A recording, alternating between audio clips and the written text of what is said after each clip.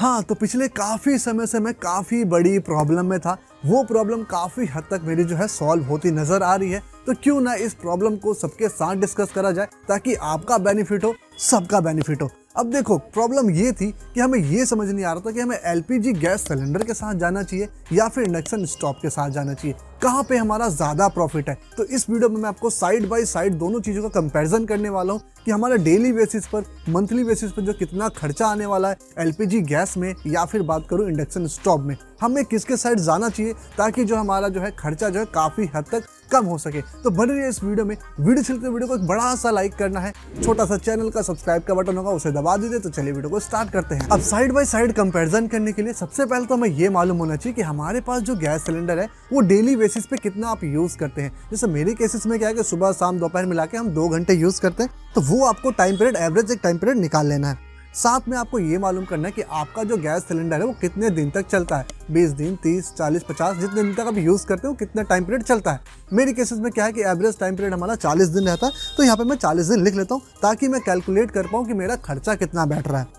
अब यहाँ पे मेरे को ये कैलकुलेट करना है कि आपके यहाँ पे या फिर मेरे एरिया में जो है अभी गैस सिलेंडर का प्राइस क्या चल रहा है। अब मैं दिल्ली में हूँ तो यहाँ पे कभी 950, 1000, 1100, एवरेज ले लेते हैं 1000 रुपये, ठीक है। तो यहाँ पे 1000 निकल के आ गया।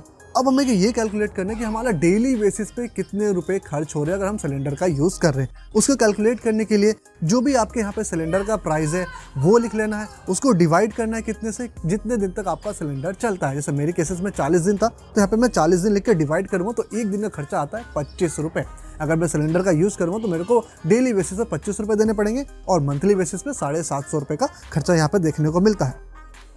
अब हम बात करते हैं दूसरी साइड यानी इंडक्शन स्टोव के साइड। अगर हम उसके साथ जाते हैं या फिर जिसके पास है उन सभी को मालूम होगा कि इंडक्शन के अंदर सीन क्या होता है कि यहाँ पे हमें ये देखना पड़ता है कि हमारा इंडक्शन जो है वो कितने वॉट का है। अगर है तो आपको मालूम होगा, अगर नहीं है, फर्स्ट टाइम लेने जा रहे हैं, तो मैं आपको रिकमेंड करूँगा, एक बेस्ट डील मिल रही है जिसका लिंक मैंने आपको डिस्क्रिप्शन बॉक्स में दे रखा है, जो कि है फ्लिप्स का स्टोव। ये मिलेगा आपको 2100 वाट का और आपको 2100 वाट के साथ ही जाना चाहिए। ऐसा मैं इसलिए कह रहा हूँ, अगर आपको कम करना है तो 1800, 1500 कर सकते हैं। अगर आप 1500 वाला ले लेंगे तो फंस जाएंगे बेटा, वो 2100 वाला 2100 पे नहीं जाएगा। तो वो सारी चीज़ें ध्यान में रखनी है। अब मैं फ्लिप्स वाला जो रिकमेंड कर रहा था उसके अंदर काफ़ी सारे मेन हाईलाइट जो इसका ये रहेगा कि यहाँ पे आपको ग्लास पैनल देखने को मिल जाता है, उसे आप आसानी से धो सकते हैं, मार सकते हैं, तो कोई प्रॉब्लम देखने को नहीं मिलेगी। टच वाले बटन होते हैं जो कि बेसिकली जो मैनुअल बटन होते हैं उससे ज़्यादा बेहतर होते हैं, क्योंकि जो मेरे पास पहले इंडक्शन था यार, वो उसमें जो मैनुअल बटन थे वो बार बार यूज़ करने से जो है बटन वो ख़राब हो जाते हैं। अब जो टच पैनल बटन है, टच ग्लास है, तो उसे आप आसानी से पूछ सकते हैं, टच करने से बटन इतना जल्दी ख़राब होने वाला नहीं, और साथ में इसे कंटिन्यू यूज़ कर सकते हैं। एक टाइम में 3 घंटे, ये 3 साढ़े 3 घंटे चलने वाला है, तो कोई प्रॉब्लम देखने को नहीं मिलेगी। अगर बाय करना चाहते हैं इसका लिंक आपको डिस्क्रिप्शन बॉक्स में मिल जाएगा। अब बाय करने से पहले आपको ये देख लेना है कि आपका जो खर्चा इधर इंडक्शन में ज़्यादा हो रहा है या एलपीजी में ज़्यादा हो रहा है, वो आपको मालूम कर लेना है। अब उसके लिए करना क्या है, सिंपली जो इसके अंदर भी वही सीन है यार कि आपको डेली बेसिस का ये देख लेना है कि आप कितने टाइम इंडक्शन चलाने वाले हैं। अगर आपके पास सिलेंडर है तो आपको मालूम ही है कि जैसे मेरे केस में क्या है कि मैं 2 घंटे यूज़ करता हूँ, तो यहाँ पे मैं इंडक्शन भी 2 घंटे यूज़ करूँगा। साथ साथ मेरे को ये मालूम करना है कि मेरे एरिया में बिजली का यूनिट कितना चल रहा है। जिस भी स्टेट में है वहाँ पे आपको मालूम होगा। जैसे मेरे स्टेट में अभी जो दिल्ली में हूँ तो यहाँ पे 5 रुपये यूनिट चल रहा है, और मेजर बेनिफिट तो यहाँ पे ये हो जाता है कि दिल्ली अंदर 200 यूनिट फ्री है, तो यहाँ पे तो और इफेक्टिव हो जाता है। आपके स्टेट में जो भी है तो अपना देख लेना। अब हमें करना क्या है कि जैसे हमारे इंडक्शन मालूम चलिए कि हमने 2100 वाट का लिया है, एक एवरेज कैलकुलेट कर लेता हूँ। अब हमें ये कैलकुलेट करना है कि यहाँ पे डेली बेसिस पे कितना खर्चा हमारा आने वाला है।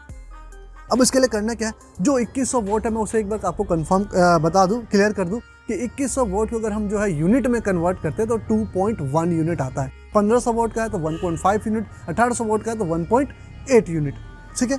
1 घंटा यूज़ करेंगे तो वो उसका सीन है। तो जैसे कि क्या है कि मेरे पास 2100 वाट का जो है इंडक्शन चूल्हा है, मैं 2 घंटे खाना बनाता हूँ, तो मेरा जो एवरेज निकल के आता है वो 4.2 यूनिट आता है। अब 1 यूनिट मेरा 5 रुपये का, उससे मैं मल्टीप्लाई कर दूंगा तो निकल के आता है मेरे पास 21 रुपये। यानी यहाँ पे मेरा 21 रुपये जो है डेली बेसिस पे खर्च हो रहा है। अगर मैं एलपीजी यूज़ कर रहा तो वहाँ पे मेरा 25 रुपये आ रहा था।